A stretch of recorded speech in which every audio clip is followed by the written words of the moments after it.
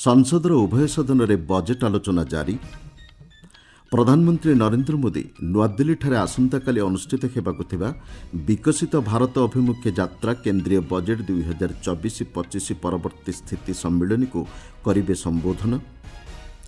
Japan Tokyo ठारे quad वैदेशिक मंत्रीस्तरीय बैठक जारी। बिहार रे जातिभित्तिक संरक्षण संक्रांत पाटना हाइकोर्ट को निर्देश उपरे कौनसी अंतरिम आदेश देबाकू सुप्रीमकोर्ट को अग्राह्य। एवं बैडमिंटन पुरुष मिलित वर्ग प्रतियोगिता सात्विक साइराज और चिराग जोड़ी परवर्ती पर्याय को उन्नीत। संसदर उभय सदन में आज बजेट आलोचना चली। अर्थमंत्री निर्मला सीतारमण गत 23 तारिख में संसद में बजेट उपस्थापन करते। बजेट उपस्थापन पर शासक और विरोधी दल पक्षर भिन्न भिन्न मत उपस्थापन करा जायथिला। प्रधानमंत्री नरेंद्र मोदी नुआदिल्ली आसंताकाली अनुष्ठित हेबाकु थिबा विकसित भारत अभिमुखे यात्रा केंद्रीय बजेट 2024-25 परवर्ती स्थिति सम्मेलन को संबोधन करेंगे।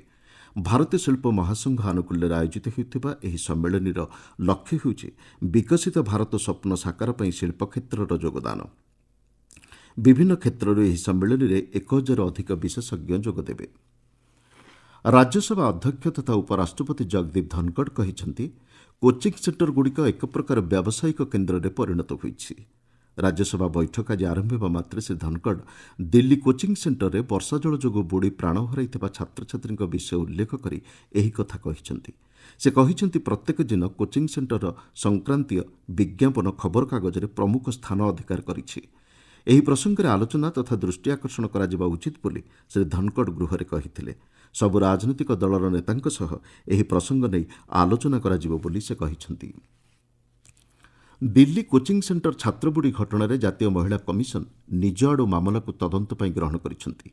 सामाजिक गणमाध्यम कमिशन पक्षर कहुଯାଇଛି जे आसंता मास 2 तारिख में एही मामलार शुणाणी करा जिबो। राजेंद्र नगर विधायक दुर्गेश पाठकों को नोटिस जारी करा सह सेही दिन कमिशन को सम्मुखें हाजर होगाकू निर्देश दिया जायछि।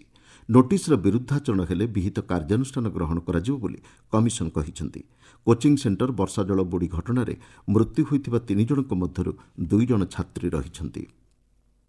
नुआदिल्लीर पुराणा Rajendra Nagar अंचलर 13टी UPSC coaching centre basement को दिल्ली महानगर निगम एमसीडी सिल कर देइछि। एमसीडी सूत्र मिलिथिबा खबर अनुसार बेसमेंट चालुथिबा 3टी कोचिंग सेंटर को संपूर्ण बंद कर दिया जाइछि। एही घटना रे दिल्ली सरकार तदंत निर्देश दैछंती। दिल्ली रे छात्रबुड़ी घटना को नहीं विक्षोभ प्रदर्शन करा जाइथिला। दिल्ली मेयर सेली ओब्राइन बासभवन सम्मुखें अखिल भारतीय विद्यार्थी परिषद पक्षर एही विक्षोभ प्रदर्शन करा जाइथिला। जापान टोकियो ठारे क्वाड वैदेशिक मंत्रीस्तरीय बैठक जारी रही। एथिरे भारत समेत जापान अमेरिका और ऑस्ट्रेलिया वैदेशिक मंत्री मैंने अंशग्रहण करिसेंती। वैदेशिक मंत्री डॉक्टर एस जयशंकर बैठक को संबोधन करी कहिसेंती प्रजुक्ति विद्यार अग्रगति लोकंक जीवन धारणर मान में अधिक परिवर्तन आनिछि। विश्व एक पुनः जगतीकरण सम्मुखीन होइछि। राजनैतिक गणतांत्रिक सामाजिक और बजार अर्थनीतिर नियमभित्तिक श्रृंखला बजाय रखिबा उपरे डॉक्टर जयशंकर गुरुत्व आरोप करिसेंती। भारत प्रशांत महासागरीय अंचल को सुरक्षित तथा समृद्ध करिबारे क्वाड गुरुत्वपूर्ण भूमिका ग्रहण करिबो बोली से कहिसेंती। ଏହି ବୈଠକ ଅବସରରେ ଗତବର୍ଷ ସେପ୍ଟେମ୍ବରରେ ନ୍ୟୁୟର୍କଠାରେ ଅନୁଷ୍ଠିତ କ୍ୱାଡ୍ ବୈଠକରେ ହୋଇଥିବା ନିଷ୍ପତ୍ତିର କାର୍ଯ୍ୟାନ୍ୱୟନର ଆଲୋଚନା କରାଯିବ। ଭାରତ ପ୍ରଶାନ୍ତ ମହାସାଗରୀୟ ଅଞ୍ଚଳର ବିକାଶ ଉପରେ ଏହି ବୈଠକରେ ବୈଦେଶିକ ମନ୍ତ୍ରୀମାନେ ନିଜର ମତ ଉପସ୍ଥାପନ କରିବେ। ଏହି ବୈଠକରେ ଆଜି ଡକ୍ଟର ଜୟଶଙ୍କର ଅଷ୍ଟ୍ରେଲିଆ ପ୍ରତିପକ୍ଷ ପେନି ୱଙ୍ଗଙ୍କ ସହ ବିଭିନ୍ନ ଦ୍ୱିପାକ୍ଷିକ ପ୍ରସଙ୍ଗ ନେଇ ଆଲୋଚନା କରିଛନ୍ତି। केन्द्रीय तदंतकारी संस्था सीबीआई दिल्ली मुख्यमंत्री अरविंद केजरीवाल विरुद्ध में आज चार्जसीट दाखल करिछि। दिल्लीर राउज एवेन्यू कोर्टर चलता मद दुर्नीति मामलें सीबीआई यह चार्जसीट दाखल करिछि। गत मास 26 तारिख में श्री केजरीवाल को सीबीआई गिरफ करथिला।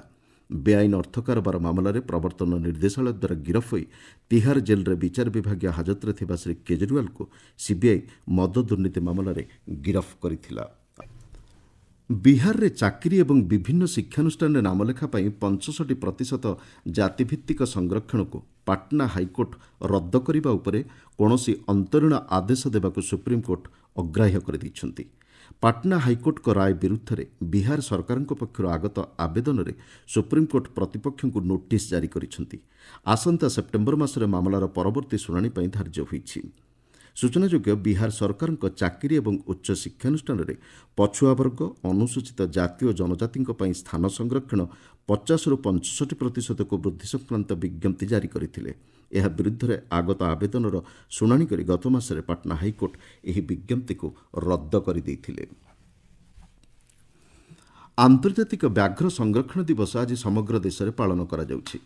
ପରିବେଶ ସନ୍ତୁଳନ ରକ୍ଷା ଏବଂ ପ୍ରାକୃତିକ ଉପାୟରେ ବାଘଙ୍କୁ ସୁରକ୍ଷିତ ରଖିବା ନିମନ୍ତେ ଜନସଚେତନତା ସୃଷ୍ଟି କରିବା ଏହି ଦିବସ ପାଳନର ମୂଳ ଲକ୍ଷ୍ୟ। ବିଶ୍ୱ ବନ୍ୟଜନ୍ତୁ ପାଣ୍ଠି ଦେଇଥିବା ସୂଚନା ଅନୁଯାୟୀ ଭାରତରେ ବାଘଙ୍କର ସଂଖ୍ୟା ବୃଦ୍ଧି ପାଇଛି।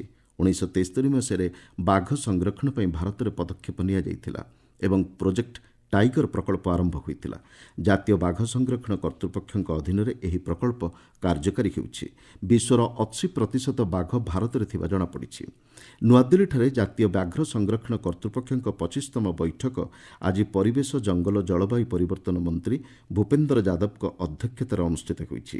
ବ୍ୟାଘ୍ର ସଂରକ୍ଷଣ କ୍ଷେତ୍ରରେ ପ୍ରଯୁକ୍ତିବିଦ୍ୟାର ଉପଯୋଗ ଉପରେ ମନ୍ତ୍ରୀ ଶ୍ରୀ ଯାଦବ ଗୁରୁତ୍ୱ ଦେଇଥିଲେ। ଏହି ବୈଠକରେ ବିଭାଗୀୟ ରାଷ୍ଟ୍ରମନ୍ତ୍ରୀ କୀର୍ତ୍ତିବର୍ଦ୍ଧନ ସିଂ ଯୋଗ ଦେଇଥିଲେ। ଶିକ୍ଷା ମନ୍ତ୍ରଣାଳୟ ପକ୍ଷରୁ ଆଜି ନୂଆଦିଲ୍ଲୀଠାରେ ଜାତୀୟ ଶିକ୍ଷାନୀତି 2020 କାର୍ଯ୍ୟାନ୍ୱୟନର ଚତୁର୍ଥ ବାର୍ଷିକୀ ପାଳନ କରାଯିବ। ଅଖିଳ ଭାରତୀୟ ଶିକ୍ଷା ସମାଗମ ସହଯୋଗରେ ମନ୍ତ୍ରଣାଳୟ ଏହା ପାଳନ କରିବ ବୋଲି ସୂଚନା ଦେଇଛି।